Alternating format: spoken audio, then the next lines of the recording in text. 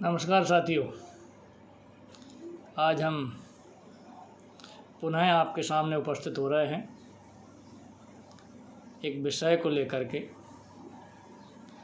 विषय है कि हमारे सुखी परिवार का आधार है पति पत्नी का आपसी सहयोग, प्रेम और मित्रवत व्यवहार।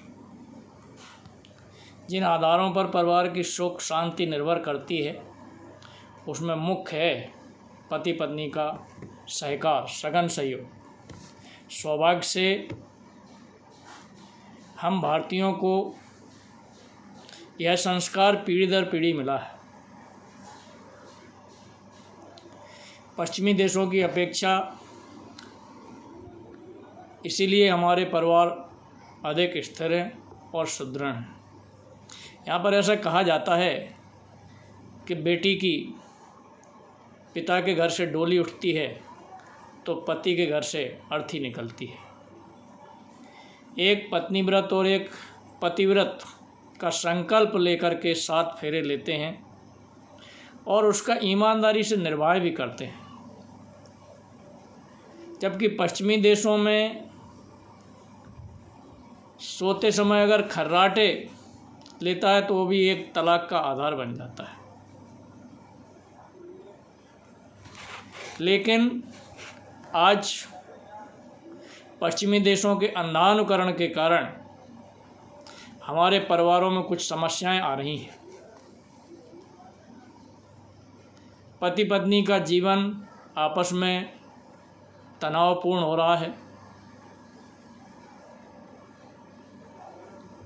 संकालु प्रवृत्ति हो रही है। ये सिर्फ और सिर्फ फिल्मों के फिल्मांकन और दैनिक टीवी पर चलने वाले नाटकों और विकृत साहित्य के अध्ययन से हो रहा है।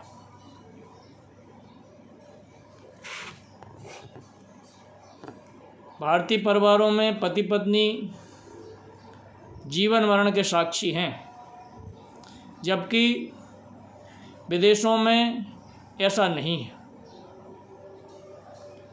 वो भोगवादी दृष्टिकोण है, उनका वासनात्मक दृष्टिकोण है। उसकी पूर्ति होती है तो ठीक है, साथ में है, और अन्यथा जरा जरा सी चीज़ों पर तलाक हो जाया करते हैं।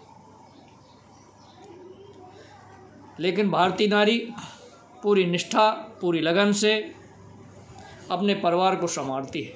इतना होने पर भी भारतीय परिवारों को भी पूर्णतः आदर्शवादी परिवार नहीं कहा जा सकता है, क्योंकि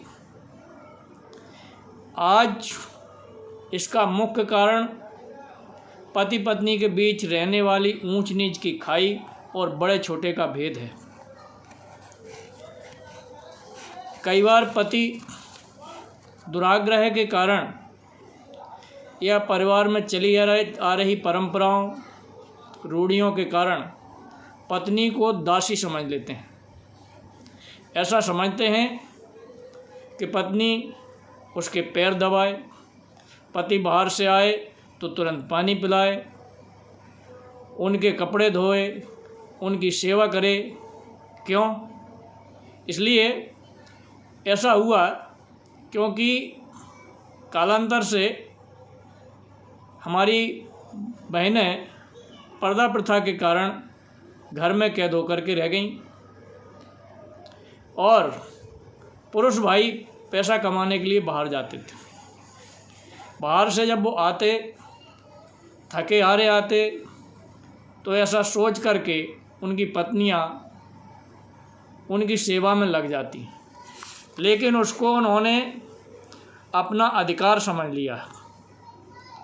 ज़रा विचार करें कि आप जिस भी कार्य को करने जा रहे हैं, हमारे पुरुष भाई नौकरी कर रहे हैं, धंधा कर रहे हैं,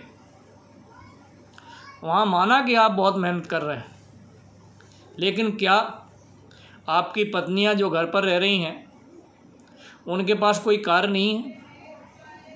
क्या सुबह से शाम तक वो घर को संभालने में, घर के सभी कार्य करने में, बल्कि सवेरे जल्दी उठ कर के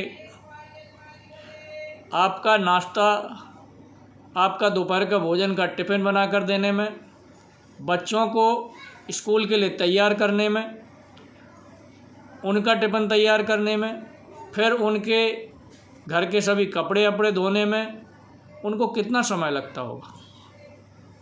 वो भाइयों से अधिक थक जाती हैं, लेकिन फिर भी उनसे ऐसी अपेक्षा करना ये कतई अच्छा नहीं है। और अब तो और दूसरी स्थिति है कि आज जब पर्दा प्रथा से बाहर होकर के हमारी बहनें बाहर निकली हैं, तो जहाँ पर पति पत्नी दोनों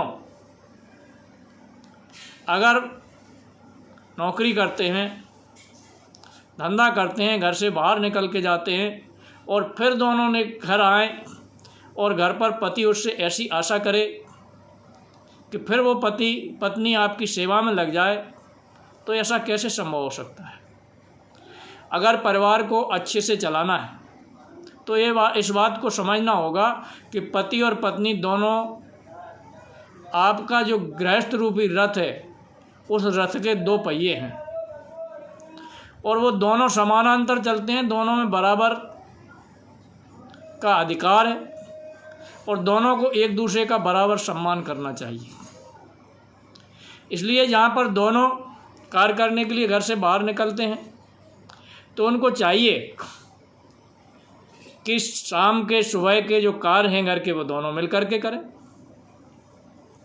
दोनों एक दूसरे का सम्मान का ध्यान रखें, दोनों एक दूसरे के ऊपर बोझ न बने, दोनों एक दूसरे के ऊपर विश्वास रखें, तभी आपका ये जो गृहस्थ रूपी परिवार है वो अच्छा चल सकेगा। अन्यथा आज पाश्चात्य की जो अंधानुकरण हो रहा है उसमें कहीं आपके परिवार टूटने न लग जाए।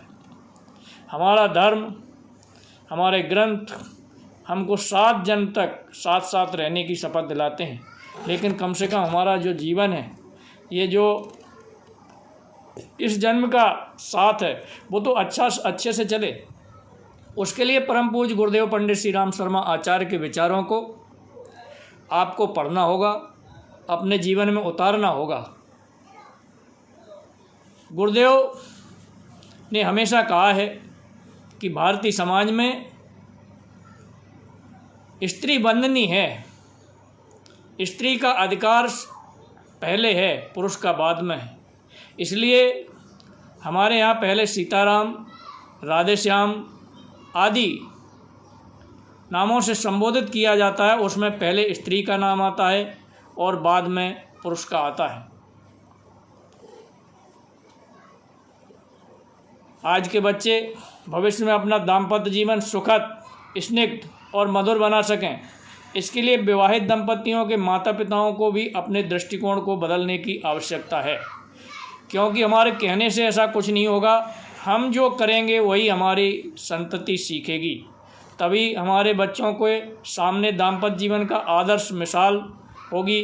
बच्चा अपने माता पिता का से जितना सीखता है उससे भी अधिक उनके संस्कार ग्रहण करता है, जिसका सीधा संबंध उसके व्यवहार, आचरण और रहन सहन तथा व्यवहार पर प्रभाव पड़ता है। नारी के समान अधिकार और उसके व्यक्तित्व को स्वीकार करने के लिए आपकी आग्रही प्रवक्ता कितने ही मिल जाएंगे, परंतु वे अपने विचारों को स्वयं कितने व्यवहार में ला रहे हैं, ये बड़ी बात है।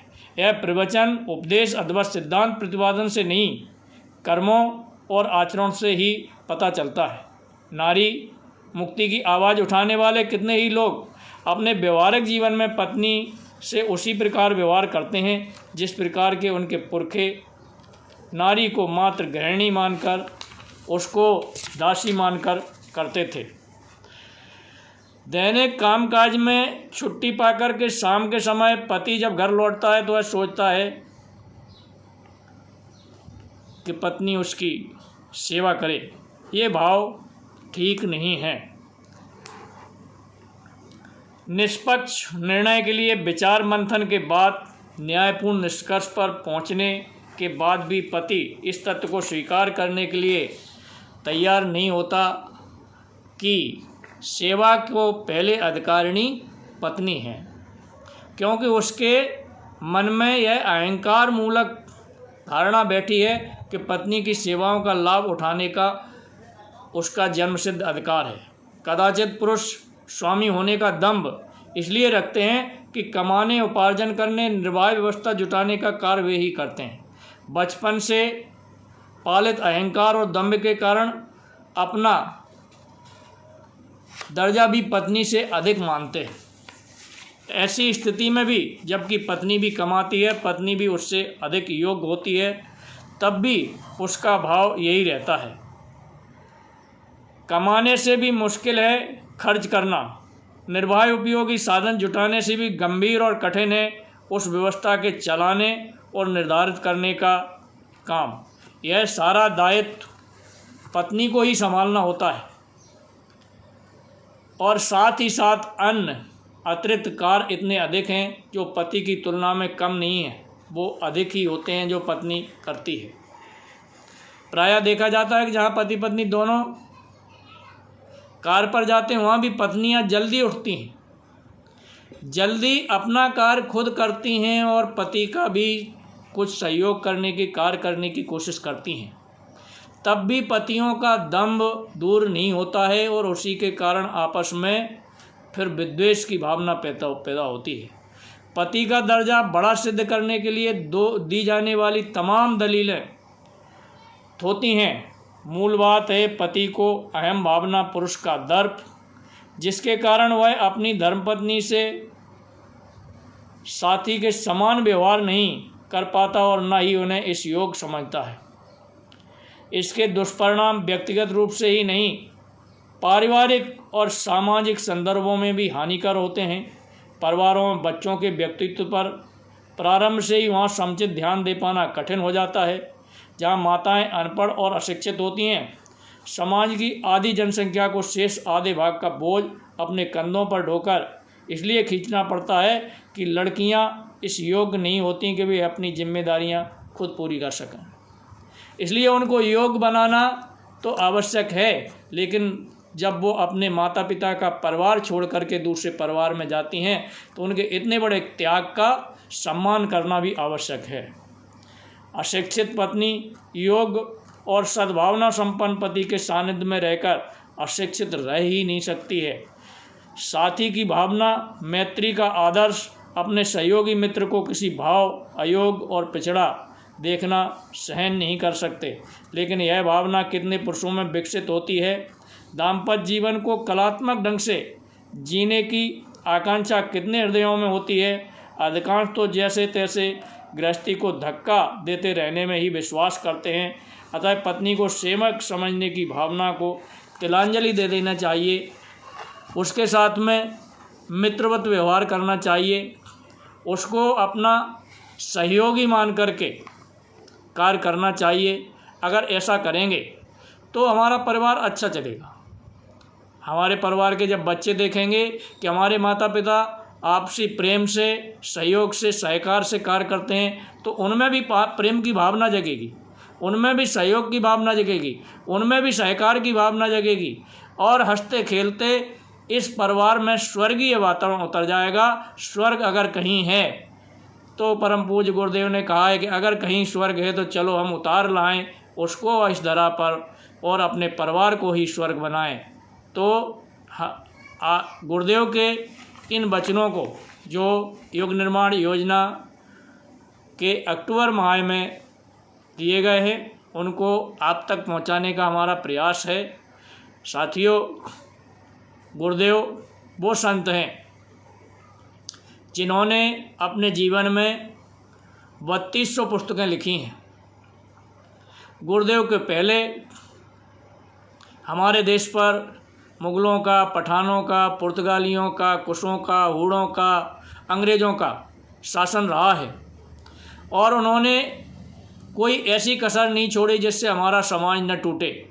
उसके लिए उन्होंने हमारे धर्म ग्रंथों में भी बहुत से बदलाव किए हैं और फिर ऐसा नैरेटिव सेट करने की कोशिश की है जिससे हमारे जो बड़े परिवार हुआ करते थे वो धीरे धीरे आज टूट गए हैं। हम इस नैरेटिव से बाहर निकलें। परिवार भारत की एक अमूल्य परंपरा है। परम पूज्य गुरुदेव ने एक गीत दिया था, इतने रत्न दिए हैं कैसे जिससे देश महान है, भारत की परिवार व्यवस्था ही रत्नों की खान है। हमारा परिवार ही है जिसने इतने अवतार दिए, इतने महान वैज्ञानिक दिए, ऋषि दिए। तो आइए पुनः हमारे यहाँ फिर से वशिष्ठ और विश्वामित्र जैसे ऋषि पैदा होना शुरू हों, फिर से रामकृष्ण जैसे अवतार हों, फिर से सीता सावित्री जैसी बहनें हों, फिर से तुलसीदास सूरदास जी जैसे श्रेष्ठ कवि हों, फिर से भास्कराचार्य जी रामानुज जैसे वैज्ञानिक हों। तो हमको आवश्यकता है कि अपने परिवार के वातावरण को हम ठीक करें। पति पत्नी दोनों मिलकर के प्रेम, सहयोग और सहकार के साथ अपने परिवार को चलाएं, बच्चों को प्यार दें, उनको समय दें, फिर से हमारा परिवार सुखी परिवार बने, परिवार में स्वर्गीय वातावरण हो, ऐसी हमारी अपेक्षा है। परम पूज्य गुरुदेव का ये साहित्य हमने आप तक पहुंचाया। धन्यवाद।